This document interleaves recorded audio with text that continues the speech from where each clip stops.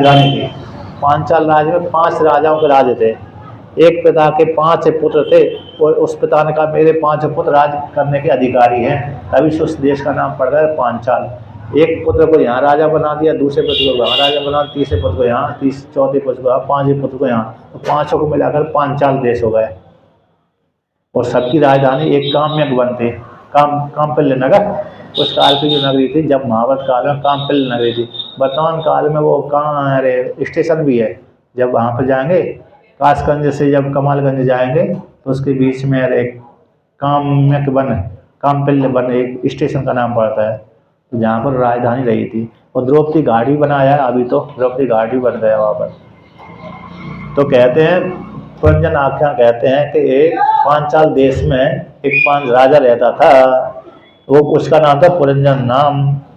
आसीत पुरंजन हो नाम राजा राजन वृक्षर्वा तस्य विज्ञात नाम आसीत सका विज्ञात चेष्टितम। हे राजन, एक पुरंजन नाम का राजा रहता था जो पांचाल देश का राजा था। बहुत सर्वा यानी यशस्वी राजा था। उसका एक मित्र था अभिज्ञात नामा, आता उसका क्या चेष्टा करता, क्या उसका नाम था, यानी क्या चेष्टा करता था, क्या क्रिया करता था, कुछ पता ही नहीं था। विज्ञात चेष्टा वाला, अभिज्ञात नाम भी उसका विज्ञात था, विज्ञात नहीं था, यही नाम उसका है। और विज्ञात चेष्टा भी उसकी विज्ञात नहीं थी। ये दोनों ही कहते भ्रमण करते रहते थे। मानस सरोवर के दोनों हंस थे, किंतु घूमते घूमते पूरी पृथ्वी घूमा, अन्य देशों घूमा। वो जो पुरंजन था अपने ठहरने के लिए एक स्थान को चाह रहा था, कोई नगर मिले जहाँ पर मैं ठहर सकूँ, भोगों को भोग सकूँ। तो घूमते घूमते घूमते पृथ्वीलोक में आया। और पृथ्वीलोक में घूमते घूमते घूमते भारतवर्ष में आया। और भारतवर्ष में आकर के उसको एक नगर दिखा, 9 दरवाजे वाला एक नगर दिखा। ददस द्वार भी पुरम लक्षित लक्षणाम। कहते उसने, जो पुरंजन नाम का जो राजा था उसने 9 दरवाजे वाला एक नगर को देखा। उसने रहने की इच्छा करा था, कोई एक नगर मिले जहाँ पर मैं रह सकूँ, भोगों को भोग सकूँ।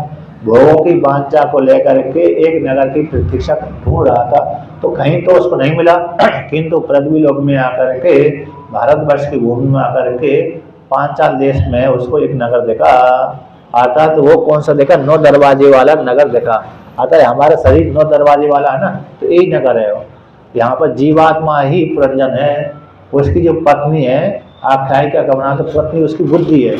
5 ज्ञानेंद्रिय, 5 कर्मेंद्रिय और मन है। उसके सखियाँ सखा है। और 5 फन वाला सर्प उसका रक्षा करने वाला, ईश्वर का रक्षा करने वाला है, द्वारपाल है।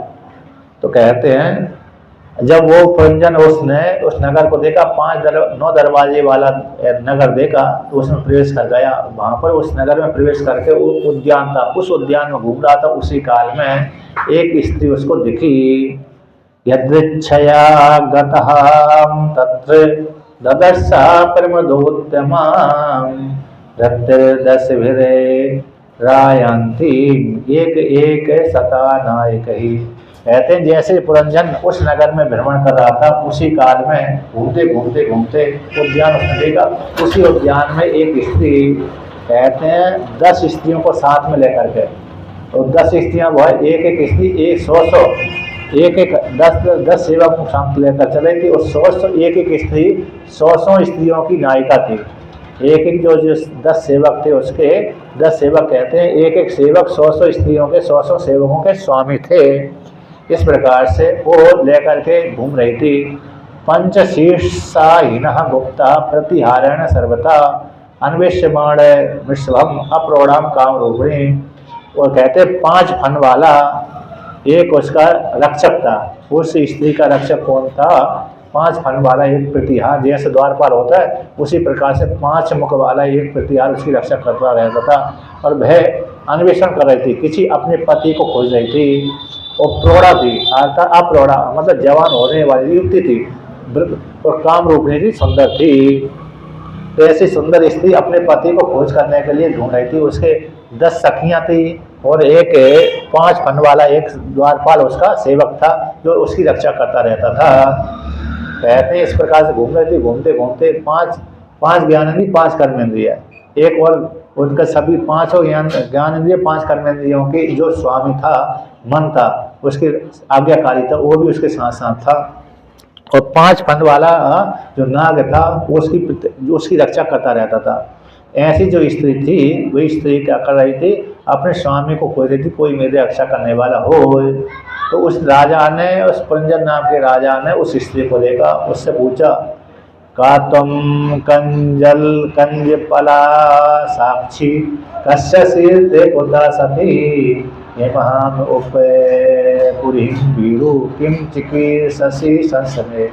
तुम कौन हो, सुंदर नेत्रों वाली, कमल के समान नेत्रों वाली, तुम कौन हो, किसकी कन्या हो, किस पुरी में तुम क्या कर रही हो, क्या करने की इच्छा है, तुम्हारा स्वामी कौन है, रक्षक कौन है, किसकी पुत्री, कहाँ से आई हो, तुम्हारा विवाह हुआ है कि नहीं हुआ। इस प्रकार से पुरंजन ने उसको देख करके पूछा।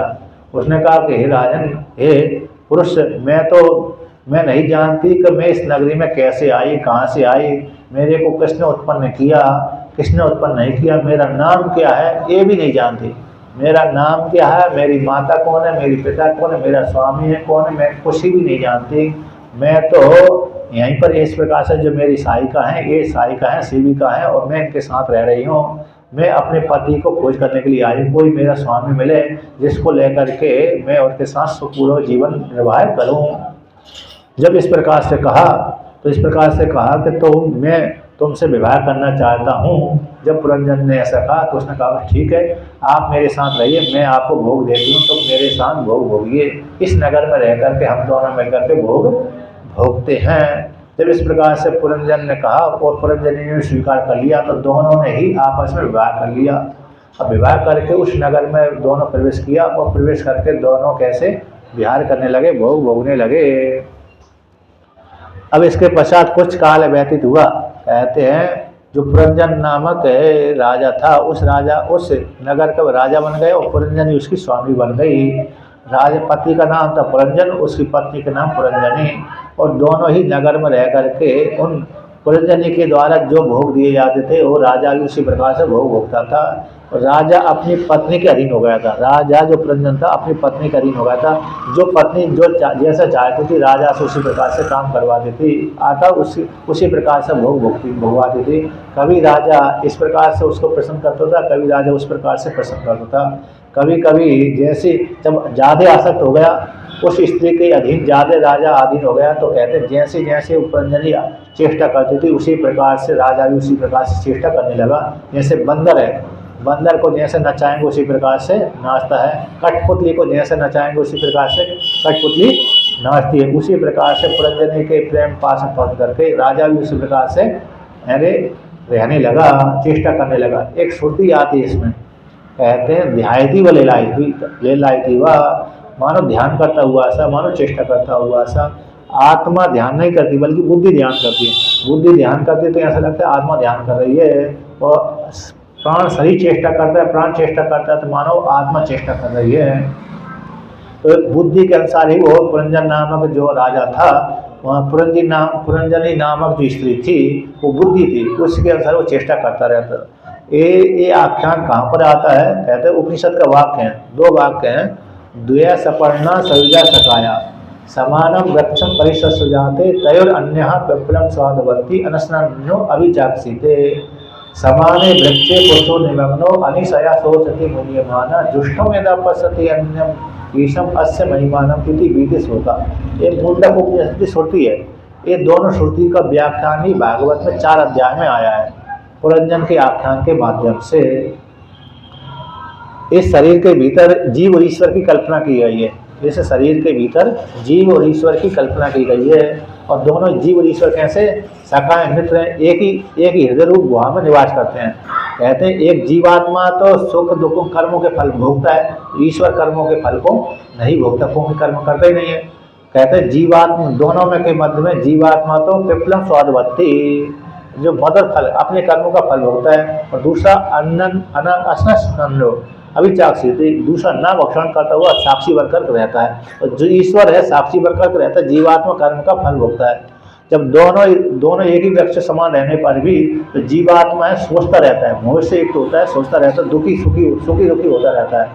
किंतु जब जीवात्मा ईश्वर के साथ संग कर लेता है, जुष्टम यदा पश्यति अन्नम ईशव, तो भाई जीवात्मा जब ईश्वर के साथ संबंध बना लेता है तो उसके भी जो क्या हो जाते हैं, शोक है निवृत्त हो जाते हैं और सुख की प्राप्ति हो जाती है, निर्विशेष से सुख की प्राप्ति हो जाती है। तो इस प्रकार से यहाँ पर इस श्रुति के द्वारा वर्णन किया, उसी को यहाँ पर कहते हैं। जब है पुरंजन नामक है राजा पुरंजनी नामक स्त्री के प्यार प्रेम में फंस गया, तो जैसी स्त्री चाहती थी वैसी उसको की चेष्टा करनी पड़ती थी। एक बार पुरंजन कहते शिकार खेलने के लिए जंगल में चला गया, तो बिना बताए चला गया, तो वह उसकी पत्नी नाराज हो गई। जब नाराज हो गई तो कहते हैं वो कुपित हो गई। तो पुरंजन ने देखा कि मेरी पत्नी नाराज हो गई, तो वह मनाने में बड़ा कुशल था। उसने अपनी पत्नी को अच्छी प्रकार से लोभ दे करके अच्छी मीठी मीठी बात बोल करके मना लिया। इसके पश्चात दोनों विहार करने लगे। कुछ काल व्यतीत हुआ, बहुत से संतान पैदा हुई पुरंजन के पुरंजनी के। उनके संतान पैदा होने के पश्चात कई पुत्रियां कई पुत्र पैदा हुए, उनका विवाह कर दिया और उसकी वंश परंपरा भी बढ़ गई। पुत्रियों का विवाह अच्छी योग्य वरों के साथ कर दिया और पुत्रों का विवाह कर दिया। अब राज्य करते करते करते कहते हैं उनके पास में है ये आक्रमण कर दिया। पुरंजन पुरी पर एक चंडवेग ने आक्रमण कर दिया, काल कन्या ने आक्रमण कर दिया। अर्थात वृद्धावस्था, जीवात्मा हमेशा तो बना नहीं, जवान तो बना नहीं रहता, वृद्धावस्था भी आती है। कहते संवत्सर नामक जो चंडवेग था पुरंजन नामक पुरी के ऊपर है, उसने क्या कर दिया, आक्रमण कर दिया। तो और काल कन्या नामक जो वृद्धावस्था थी उसकी शरीर के ऊपर चढ़ गई। और भाई कहते जब भोगते भोगते भोगते भोगते दिन रात का उसको पता ही नहीं चला। जीवात्मा को पुरंजनी के साथ विहार करते करते उसके कहते 1100 तो पुत्र पैदा हुए थे, 110 पुत्रियां पैदा हुई थी उसके। और माता पिता की यश को बढ़ाने वाली थी, पितृवंश को बढ़ाने वाले थी। इस प्रकार से यहाँ पर वर्णन किया। जब अंत काल आए, अंत जब ज्यादा उम्र गिर गई, उस काल में वृद्धावस्था का समय आ गया। वह जो पुरंजन नामक पुरुष था वह अपने पीठ आसक्त बुद्धि वाला था। अब उसकी उम्र कहते हैं चंडवेग नाम का एक गंधर्व राज था, वह अपने सहायकों के साथ, चंडवेग नाम का जो गंधर्व राज था 8 संवत्सर, तो संवत्सर नामक जो चंडवेग था वो उसको अपने साथ 360 गंधर्वों के साथ रहेगा, तो उनके साथ आ गया और आकर के कहते हैं उस नगर को आकर के वर्णन करते हैं कि वह उस नगर को लूटने लगा। आता चंडवेग नाम का जो गंधर्व है उस नगर को लूटने लगा। तो लूटते लूटते लूटते कहते हैं यहाँ पर कहते हैं उसने उस जो आक्रमण किया नगरी के ऊपर, और नगरी के ऊपर आक्रमण किया तो उस नगर की रक्षा करने वाला जो सर्प था, जो 5 फन वाला सर्प था, 100 वर्षों तक रक्षा करता रहा। अगर जीव की आयु कितनी है, सामान्य रूप से 100 वर्ष की है, तो 100 वर्ष तक वो सर्प है, इन प्राण रूप जो सर्प है, प्राण रूप जो सर्प है 100 वर्षों तक इस शरीर की रक्षा करता, किंतु वो भी थक गया, कहाँ तक रक्षा करेगा अकेला। और अन्य कहते हैं इस प्रकार से कुछ काल के पश्चात वो वृद्धा काल की जो कन्या है, काल की कन्या वर को खोज करने के लिए वो आई। आता किसके पास में आई, भटक घूमते खोज रही थी कोई मेरे को पति रूप से बयान करे, काल की कन्या वृद्धावस्था। तो सबसे पहले एक बार वो अरे कहते हैं याति के पुत्र के पास में गई थी, याति के पुत्र के पास में गई थी, तो उसने वर्ण कर लिया सहज रूप से। तो उसके बदले में प्रसन्न होकर तो उस कन्या ने क्या दे दिया, उसको राजगद्दी दे दी। तो याति के सबसे छोटे पुत्र को राजगद्दी प्राप्त हुई थी, अन्य को प्राप्त नहीं हुई थी। इसलिए वृद्धावस्था जो कन्या है, काली कन्या है, उसको कोई नहीं चाहता, वो दुर्भागा है और भाग्य से रहित है, उसको हर कोई चाहते नहीं, हमेशा भगाते रहते हैं। एक बार कहते नारद जी कहते हैं भाई वृद्धावस्था काल की कन्या जो है मेरे को जवाब जानकर के मेरे पास में आई, किंतु मैंने उसको स्वीकार नहीं किया। जब स्वीकार नहीं किया तो मेरे को उसने श्राप दे दिया, तुम एक स्थान पर ठहर नहीं सकते। इसके पश्चात वो खोजते वर को खोजते खोजते यमराज भाई के पास में पहुंच गई। भाई से कहा कि मैं तुमसे बड़ा करना चाहती हूँ, अर्थात मेरे को पति रूप से मैं तुमको पति रूप से बड़ा करना चाहती हूँ। तो यमराज ने कहा कि मैं तुमसे विवाह नहीं करना चाहता हूँ, किंतु तुमको मैं अपना बहन बनाना चाहता हूँ। तुम मेरी बहन बन जाओ और मेरे ज्वर नामक जो भाई है उसके साथ युक्त होकर के तुम्हारे लिए मैंने पति खोज कर रख लिया, तुम पृथ्वी लोक जाइए, वहाँ पर मनुष्य आदि रहते हैं, यानी पुरंजन नामक रहते उसके ऊपर प्रवेश कर जाइए, उसको वर्ण कर लीजिए। तो वही भय नामक यमराज जो भय है काल कन्या की, काल की जो कन्या वृद्धावस्था है भय से युक्त होकर के ज्वर आदि भय के साथ युक्त होकर के यहाँ पर कहाँ पर आ गई, पृथ्वी लोक में आ गई, और पृथ्वी लोक में आकर के जीवों के ऊपर प्रवेश कर गई। आता प्रवेश करती रहती है तो जीवों को भय भी बना रहता है, वृद्धावस्था का भय बना रहता है, अन्न का भय बना रहता है, मरण का भय बना रहता है। कुछ काल के पश्चात उसने आक्रमण कर दिया शरीर के ऊपर, पुरंजन नामक जो राजा था उसके ऊपर आक्रमण कर दिया। आक्रमण करते करते करते कहते वो पुरंजन का है राज के ऊपर पहले धीरे धीरे उससे शरीर को नष्ट किया, राज को नष्ट किया, फिर बाद में उस राज को ही राज के ऊपर आग लगा दी। जैसे घर में आग लगा देते उसी प्रकार से शरीर रूप जो नगर था उसमें आग लगा दी। आग लगा देने के पश्चात कहते हैं वो वहाँ से पुरंजन है अपने पत्नी के साथ और प्राणों सर्प के साथ निकल गया। जब पुरंजन निकला तो पुरंजन के निकलते निकलते 5 ज्ञानेंद्री, 5 कर्मेंद्री, अंतःकरण और बुद्धि भी और प्राण भी निकल गए, क्योंकि बिना पुरंजन के, बिना जीवात्मा के सूक्ष्म शरीर भी नहीं रह सकता। जब निकल गए इसके पश्चात वो शरीर तो नष्ट हो गया, किंतु जो पुरंजन था कहते हैं पुरंजन वो अपनी स्त्री के साथ ज़्यादा प्रेम करता था। भाई स्त्री के साथ प्रेम करते करते अगली होने उसको स्त्री होने की प्राप्ति हो गई। ये आख्यायिका का तात्पर्य है, मतलब जो व्यक्ति मरते समय जिसका चिंतन करेगा अंतिम में उसी योनि की प्राप्ति होगी। तो वो पुरंजन भी, आख्यायिका कहती है कि पुरंजन भी मरते समय स्त्री का चिंतन करता था, अपने पुत्री का स्त्री का चिंतन करता था। तो अगली योनि, अगले जन्म में वो स्त्री योनि में प्राप्त हो गया, अतः विदर्भ देश की राजकुमारी के रूप में पैदा हो गया। जब विदर्भ देश की राजकुमारी के घर में पैदा हुआ तो वहाँ पर उसको दक्षिण भारत का जो पांड्य नरेश था उसके साथ उसका विवाह हुआ। उसके साथ विवाह हो जाने के पश्चात उससे कई पुत्र पैदा हुए। जब वो राजा को ब्याह हुआ जंगल में आ गया तो राजा के साथ वो रानी भी आ गई। जब रानी आ गई तो राजा ने तो आत्मा का चिंतन करते करते ज्ञान को प्राप्त हो गई और रानी उसकी सेवा करती रहती थी। जब राजा को देखा शरीर का त्याग कर दिया पांड्य नरेश, मतलब यहाँ पर दक्षिण भारत का जो राजा है उसने शरीर का त्याग कर दिया, तो उसी को अपने पति को इस प्रकार से देख करके, यानी मरा हुआ देख करके उसने चिता बनाई। चिता बना करके उसके ऊपर बैठने, पति को भी रख दिया और स्वयं भी मरने जा रही थी। उसी काल में जो सबसे पहले जो पुरंजन नामक जो आख्यान सुनाया था उसका जो अभिघात नामक मित्र था वो ब्राह्मण को धारण करके आया। उसने कहा कि तुमने मेरे को पहचाना? मैं तुम्हारा पहले कोई पुराना मित्र था जिसका नाम अभिज्ञात था। आता तुम अपने आप को भूल गई।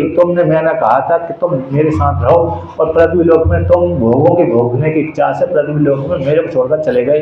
अब तुम अपने स्वरूप को जानो, मेरे को जानो, अपने स्वरूप को जानो। हम दोनों एक ही हैं। मेरा जो स्वरूप है वही तुम्हारा है, जो तुम्हारा स्वरूप है वही मेरा है। मेरे में तुम में कोई भेद नहीं है। जब इस प्रकार से तुम अपने मूल स्वरूप को जानो, तुम ना स्त्री हो ना तुम किसी की पुत्र हो, ना तुम किसी की पुत्री हो, ना तुम्हारा कोई पति है ना तुम किसी की पत्नी हो। तुम पहले एक हंस, हम दोनों हंस थे, बाद में तुम भोगों को भोगने की इच्छा से पुरंजन नामक इसमें नगर में आ गए थे, पुरंजन बन गए थे, तुम्हारा नाम पुरंजन हो गया।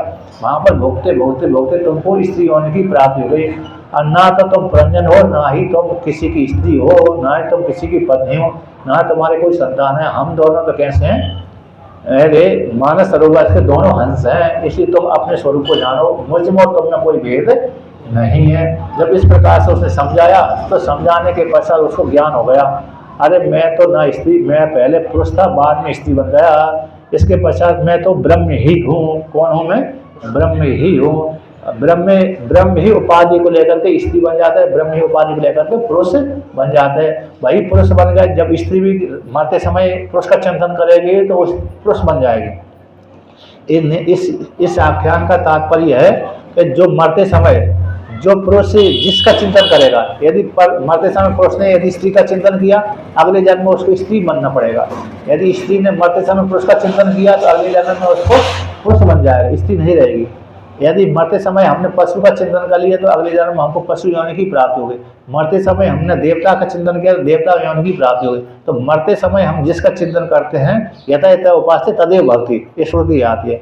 जैसी उपासना करेंगे उसी प्रकार से फल की प्राप्ति होती है। तो इसने भी इस प्रकार से चिंतन किया तो पुरंजन ने स्त्री का चिंतन किया तो स्त्री बन गए। फिर इसके पश्चात अभिज्ञात नामक मित्र ने, ईश्वर ने, अभिज्ञात नामक मित्र का अर्थ हो गया ईश्वर। ईश्वर ने कहा कि हे जीवात्मा तुम ब्रह्म हो, तुम जीव नहीं हो, ना तुम स्त्री हो ना पुरुष हो, तुम अपने स्वरूप को जानो। जब इस प्रकार से जाना तो जानते ही उसको ज्ञान हो गया, फिर मुक्त हो गया। इसी प्रकार से हे प्राचीन वर ही आकर तुम भी अपने स्वरूप को जानो, तुम कर्मकांड का त्याग करो। इस प्रकार से नारद जी ने उसको, जो प्राचीन बलि नाम के राजा थे, उनको क्या कर दिया, ज्ञान का उपदेश कर दिया। ज्ञान का उपदेश करके ही फिर वो नारद जी से ज्ञान लेकर के मुक्त हो गए। आगे राज को त्याग कर दिया, अपने पुत्रों को राज दे दिया और जंगल में चले गए, और जंगल में जा करके फिर वहाँ पर परमात्मा को प्राप्त हो गए। एक प्राचीन बलि नाम के जो राजा है, प्राचीन बलि अपने जो पुत्र हैं, प्राचीन बलि नाम के राजा है, प्रजापालन के बाहर अपने पुत्रों को सौंप करके कपिल आश्रम को चले गए थे। कहाँ पर चले गए थे? कपिल आश्रम को चले गए थे, और वहाँ पर जा करके फिर तपस्या करी, साधना करी और भगवान को प्राप्त हो गए। ज्ञान तो नारद जी से ले लिया, पर वहाँ पर जाकर के शेष जीवन वहीं पर व्यतीत किया। तो इस प्रकार से ये पूरा हुआ। अब आगे का प्रसंग है ऋषभ देव की, जड़ भरत की और राजा भरत का प्रसंग कल सुनाते हैं। आज के दूसरे दिन की कथा पूरी हो गई। ओम पूर्णमद